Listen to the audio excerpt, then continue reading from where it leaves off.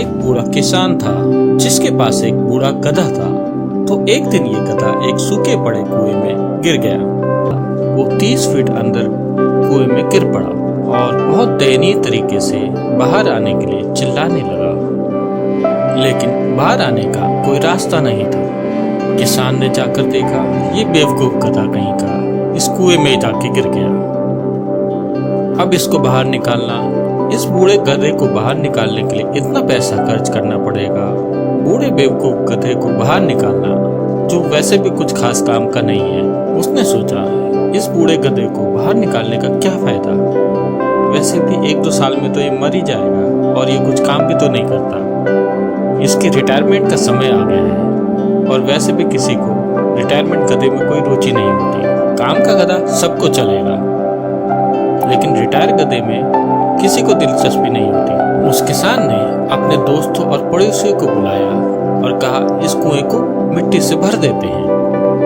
ये कुआं सूखा है और गधा बूढ़ा है, इसको ढक देते हैं। तो वे सभी फावड़ा लेके आए और फावड़ा भर भर के उस कुएं में मिट्टी डालना शुरू कर दिया।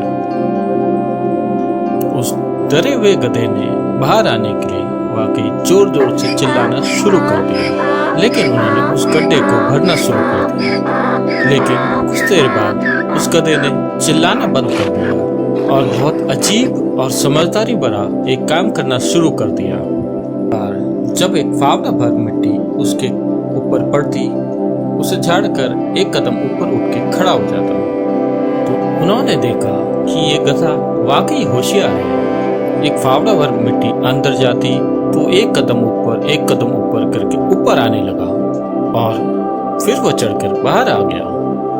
अब तो सारे जमा लोग उसकी तारीफ करने लगे और कहा कि कितना समझदार गधा है ये वाकई बुद्धिमान गधा है, ये कई सारी चीजें कर सकता है। फिर उस बूढ़े किसान ने भी सोचा और उसे ये देख के गर्व महसूस होने लगा, मेरे गधे को तो देखो कितना चतुर गधा है। और उसने गधे को सहलाने की कोशिश की।